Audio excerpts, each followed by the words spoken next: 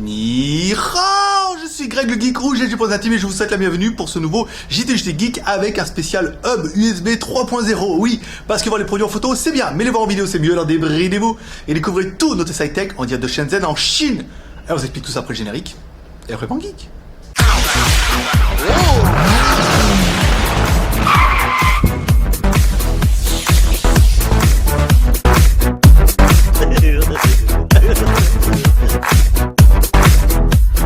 Peut-être que vous aussi vous avez un PC dans lequel il n'y aura jamais assez de prises USB, ou alors il y en a que quelques-unes qui fonctionnent. Ou alors peut-être que comme moi, vous êtes passé à Mac et vous êtes rendu compte que franchement, 4 prises USB, c'est pas assez. Alors forcément, une fois que vous aurez mis 1 votre souris, 2 votre clavier, 3 un micro bien qui se branche en USB, 4 une webcam par exemple aussi, vous pourrez mettre aussi un lecteur DVD externe. Et puis il vous faudra certainement aussi un port de lit pour brancher un téléphone ou un lecteur de cartes si vous voulez. Voilà, on est déjà à 7 sans forcer. Et en plus, il vous en faudra certainement 8 ou 9. Donc nous avons la solution avec le hub USB 3.0, 4 ports. Oui, car comme son nom l'indique, il est en USB 3.0. Mais ne vous inquiétez pas, non. Il est aussi compatible 1.0 et 2.0. Et on vous le rappelle, si vous avez le bonheur et l'obligeance d'être en 3.0, vous pouvez avoir des débits de transfert qui sont jusqu'à 5 gigabits seconde. C'est pour ça que le 3.0 c'est pas mal.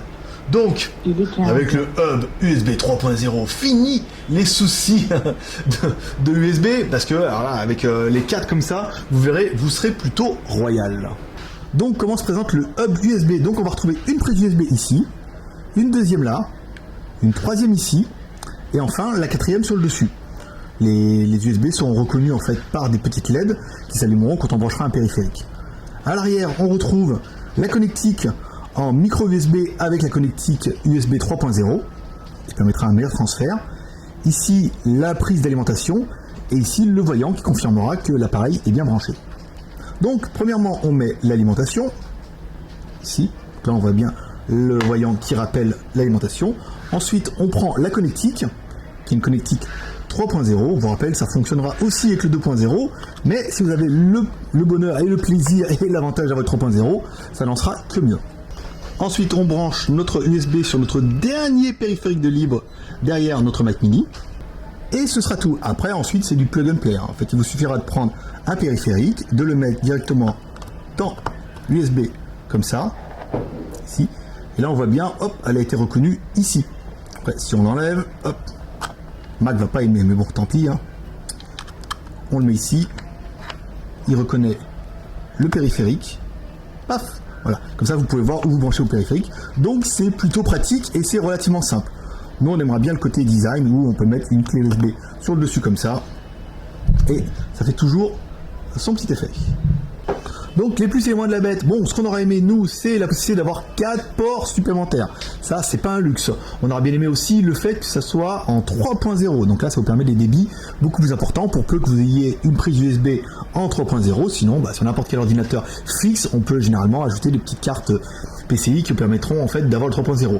C'est plug and play, il suffit de le brancher, ensuite ça fonctionne automatiquement, c'est facile d'utilisation.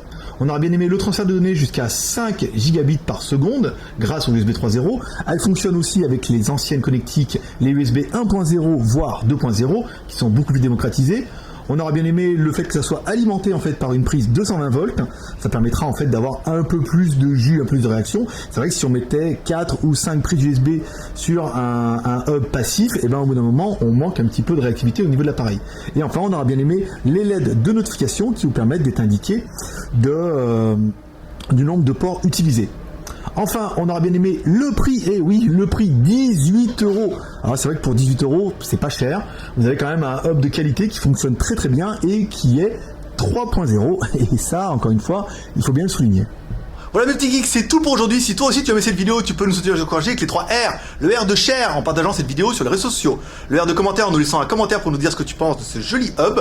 Et puis comme d'habitude, si on atteint par miracle les 300 commentaires, il y en a un d'entre vous qui gagnera ce joli hub USB. C'est facile, il suffit de mettre un commentaire et nous on vous envoie un hub à celui qui gagne, qui est tiré au sort par Randon le magicien. Voilà, et le R de pouce bleu parce que ça fait toujours plaisir et ça permet de nous encourager pour notre travail. Voilà mes petits geeks, c'est tout pour aujourd'hui. C'était Greg le Geek, ton pote chinois, le blogueur le plus débridé du web, le seul blogueur qui vous fait des tests high-tech avec un petit peu d'humour, parfois, pas toujours. Aujourd'hui, c'était quand même relativement court. Et moi, je vous dis à demain pour un prochain test ou une prochaine présentation ou ce que vous voulez, mais vous allez voir, il va y avoir plein de trucs. Voilà, un petit geek. Allez, comme dirait Michana, paix et prospérité. À demain. Bye bye.